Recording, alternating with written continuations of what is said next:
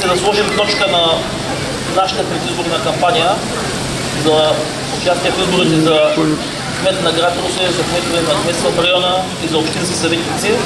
Слагаме на пъпа на центъра на най-европейския град България пред Съдебната палата, построена през 1939 година, построена по едно и също време със своята по-голяма посестрема в град София, където се намира и Върховния съд, и Върховната прокуратура.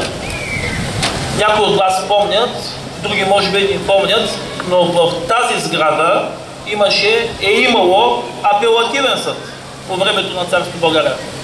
Имало е 3 апелативни съдилища в Русе, в Пловдив и в София.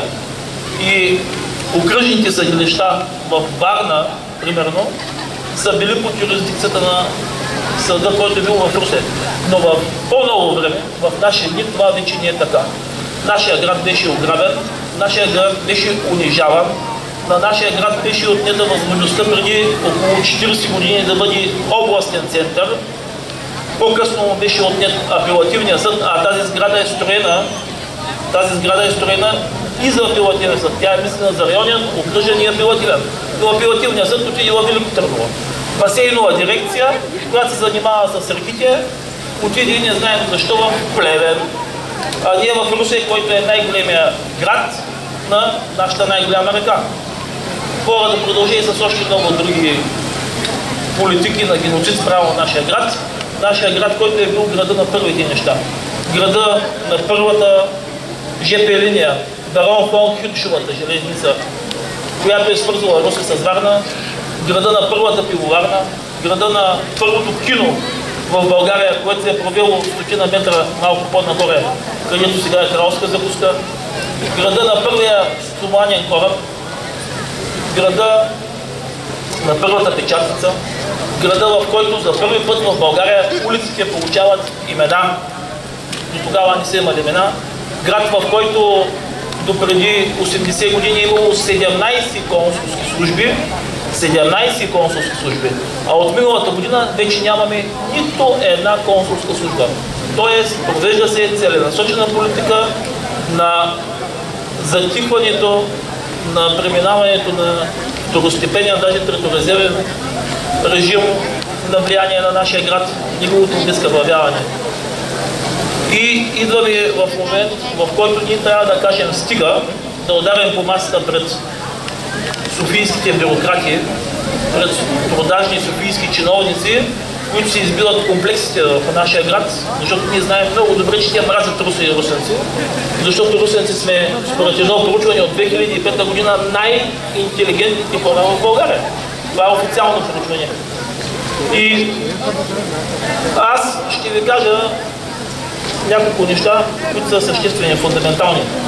Преди близо 280 години един философ, Жан-Жак Русо, написва един трактат за обществения договор и политическите доктрини, в който въвежда понятието обществен договор. Общественият договор е връзката между управлявани и управляващи. Общественият договор се сключва между управляваните и управляващите посредством избори за рамките от 4 години, примерно съгласно българското законодателство. Този обществен договор обаче в България е системно опорочаван. Той е опорочаван от мафията, която е яхнала нашата държава, която източва нашия национален актив, осребрява го, хешира го в чекмежета под формата на кюлчета и евра, изнася го в авуари в Швейцария и смятат, че така този процес ще продължи до безкрай. Но не. Настъпват дълбочини процеси на събуждането на националното ни самосъзнание и на поставянето на едно ново национално българско възраждане, което в никакъв случай няма да бъде лесно, но е необратим процес вече. И е дошло време, когато в Русе, града на Баба Тонка, града на Ангел Кънчев, града на Захари Стоянов, град, който 2 пъти е определен за център на Българския таен революционен комитет, който е в Букурещ, но за център за цялата страна, именно тук са ръководили процесите, които са подготвили руското въстание, този град отново трябва да даде пример как може да бъде първи в страната ни. Както преди 40 години русенци излязоха на протест срещу обгазяването от Вера Хим и дадоха процесите на екогласност, които доведоха до свалянето на тоталитарния режим. Днес Русе е вече град не с затихващи, ами с затихнали функции, поради една целенасочена политика на централните софийски власти, която продължава повече от десетилетия. Русе, както и България и други градове, се превръщат в депо за отпадъци. В депо, където се горят битови отпадъци от Западна Европа, която нас третира като своя заден двор, като едно депо за отпадъци. И ние се чудим примерно защо има от време на време емисии от мръсен въздух, защото знаем много добре, че на определен период от време са глубоко. Обаче националните органи, които трябва да свършат съответната контролна функция, които са подвластни на централни министерства, не го правят това. Защото те са обвързани в корупционни практики, които затварят един порочен кръг. От Русе излягаха и много млади хора през последните години. От моя клас в основното училище сме 6 човека. От моя клас в средното училище в математическата гимназия сме 5 човека. Има много голяма депопулация на Русе. Русе просто се обезкървавява и това е според нас основният проблем, с който ние трябва да се справим и за който трябва да се провеждат съответните политики. Искам да сме наясно, че справянето с този проблем с обезкървяването на Русе не може да бъде решен за 4 години от раз, но могат да се предприемат секторни политики, които да го спрат и в дългосрочен план да помогнат да се подходи състава на населението, защото състава на населението, за съжаление, устарява. Аз самия вече устарявам.